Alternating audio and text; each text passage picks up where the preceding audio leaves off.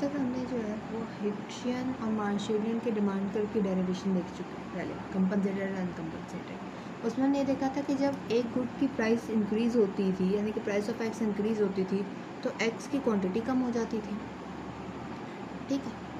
But आज जो मैं शुरू करवाने लगी हूँ वो है cross price substitution effects and cross price income effects.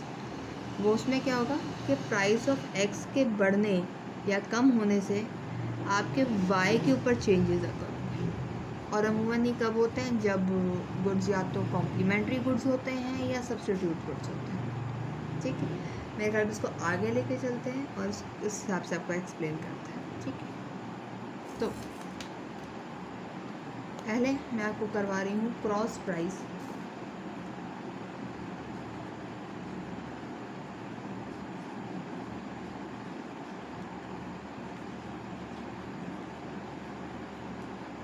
Substitution effect.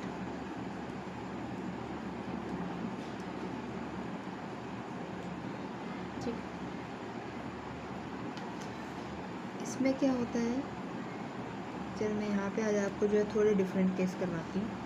यानी कि हमेशा मैंने आपको प्राइस ऑफ एक्स के राइज का या प्राइस ऑफ वाई के राइज का ही करवाया है। आज मैं आपको प्राइस ऑफ एक्स फॉल का केस करवाती हूँ, ठीक है। तो यहाँ पे एक्स, यहाँ पे गुड वाई, ठीक है। अच्छा जी,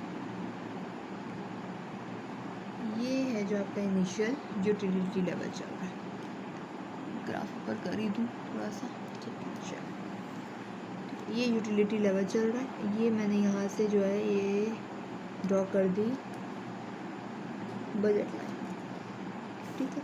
ये आ गया ऑप्टिमल का पॉइंट, जिसको मैं ए पॉइंट कह रही हूँ, ठीक है। अब प्राइस ऑफ एक्स के फॉल करने से क्या होगा, ये है आपके पास प्राइस ऑफ एक्स, कॉस्ट नहीं इनकम है, सॉरी, ठीक है, इनकम प्राइस ऑफ वाई। तो प्राइस ऑफ एक्स के फॉल करने से क्या होगा, आपका ये इंटरसेप्ट आगे बढ़ जाएगा, ठीक है।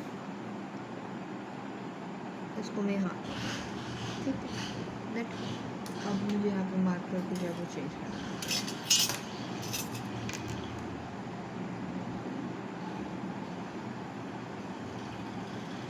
यहाँ से आगे बढ़ना, ठीक है।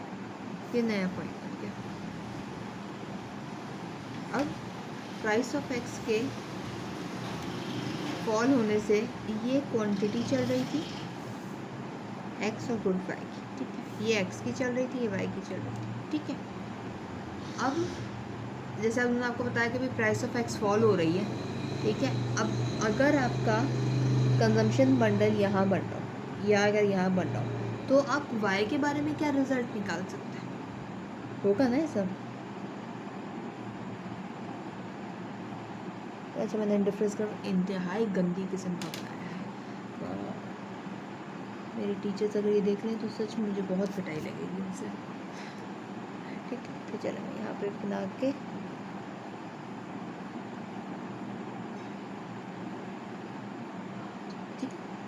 सेकेंडली ये बहुत ही गंदा बना दिया, गुड आउट, ठीक है। अब यानी कि इस यूटिलिटी लेवल पे और इस यूटिलिटी लेवल पे यूटिलिटी लेवल्स जो डिफरेंट है, ठीक। कंजम्पशन बंडल्स भी डिफरेंट है। तो अगर पॉइंट ए के पे जो कंज्यूमर कंज्यूम कर रहा था, उसने प्राइस ऑफ एक्स के फॉल के बाद आगे बढ़ के पॉइंट बी को चूज़ किया, तो इससे हम एक्स और वाई का रिलेशन क्या बता सकते हैं कि क्या हो रहा है, ठीक है। प्राइस ऑफ एक्स के राइज होने फॉल होने से एक्स की कंजम्पशन तो उसने बढ़ा दी, मगर वाई की कंजम्पशन कम कर दी। तो इससे क्या पता चलेगा, एक्स की कंजम्पशन बढ़ा दी, वाई की कंजम्पशन कम कर दी, सब्स्टिट्यूट बन रहा है, यही बन रहा होगा ना, सब्स्टिट्यूट बन रहे होंगे, ठीक है। ये पॉइंट मैंने कुछ ज़्यादा एक्सट्रीम पे लगा दिया, थोड़ा सा इस तरफ होना चाहिए यहाँ, ठीक है। यहाँ से यहाँ पे कर देती हूँ, ये जो U2 है यहाँ पर बनेगा, ठीक है। ऐसे ही बनेगा ना, कैसे, प्राइस ऑफ एक्स के फॉल से आपने एक्स की कंजम्पशन तो बढ़ा दी, अगर कॉम्प्लीमेंट्री गुड्स होता तो क्या होगा, दोनों की क्वांटिटी साथ में बढ़ती, मगर यहाँ पे क्या हो रहा है, सब्स्टिट्यूट है। क्यों, कैसे कहती हूँ मैंने कि दोनों की जब मैंने एक गुड की कंजम्पशन कर ली तो दूसरे को मैंने छोड़ दिया, क्यों? क्योंकि दोनों चूँकि परफेक्ट सब्सटीट्यूट्स हैं, तो उनको कंज्यूम करने से यूटिलिटी बढ़ रही है, तो मैं सस्ते एक को कंज्यूम करूँगी ताकि यूटिलिटी ज़्यादा बढ़ जाए। ठीक है, तो at point B good Y is substitute. अभी हमें कैसे पता चला कि गुड एक्स और गुड वाई सब्सटीट्यूट है? क्रॉस प्राइस सब्सटीट्यूशन इफेक्ट, इसी चीज़ को कहते हैं। ठीक है, अब ये पॉइंट बी बंद कर रही हूँ मैं इसको, तो जब मैं इसका निशान लगाऊंगी तो क्या होगा? प्राइस ऑफ एक्स के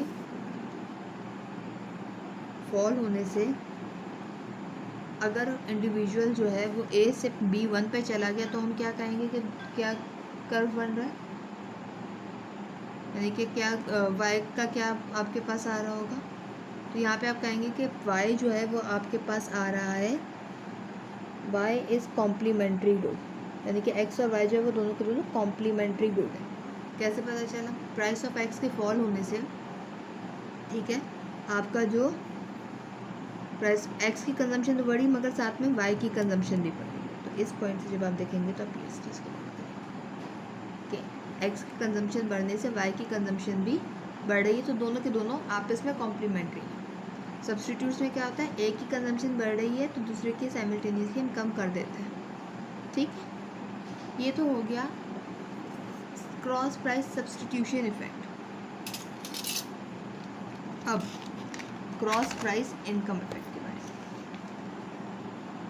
ठीक है।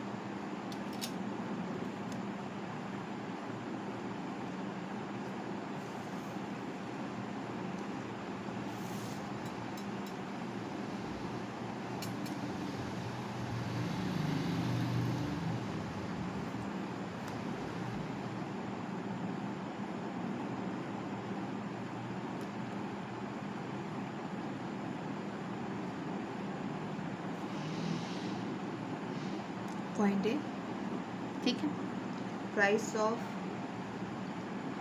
वाई, प्राइस ऑफ एक्स के फॉल का केस, ठीक है, जैसा मैंने पहले भी बनाया था।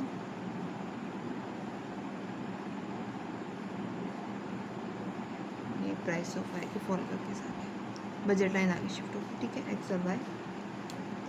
अब फॉर एग्जांपल इंडिविजुअल कहाँ, ये पॉइंट था ना, अब यहाँ से हम अंदाज़ा लगाएंगे कि इनकम के कम होने से गुड पे क्या इफेक्ट पड़ रहा है, एक्स वाई, डन। अब जो ये इनकम इफेक्ट आएगा उसको मैं कैसे शो करूँगी? ब्लैक वाले मार्कर से शो करूँगी, ठीक है, यानी कि इमेजिनरी बजट लाइन या इसके जो कंपनसेटेड बजट लाइन मैंने कहा हुआ है पहले वालों में, उसको जो है मैं यहाँ पे प्लॉट कर रही हूँ, यहाँ पे आ गई, ठीक है।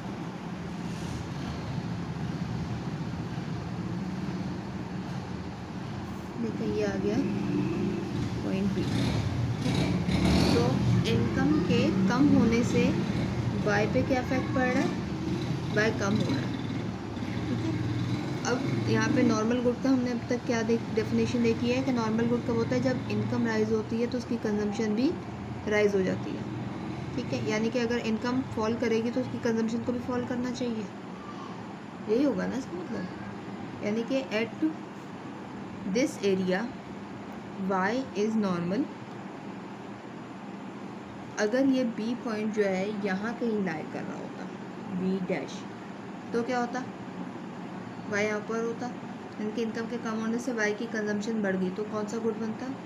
y is inferior. यानी हम अब तक जो कंपनसेशन करते आ रहे थे स्लट्स की हिक्शियन की, ठीक है, उस पर टोटल इफेक्ट और प्राइस इफेक्ट सब कुछ चेक करते आ रहे थे, मगर हमने इस चीज़ को कभी सोचा भी नहीं था कि हम एक गुड की प्राइसेस के राइज होने से हम ये तक मालूम कर सकते थे कि उन दो अदर गुड्स जो हैं, यानी कि गुड एक्स और गुड वाई, उन दोनों पे क्या इफेक्ट आ रहा है, ठीक है।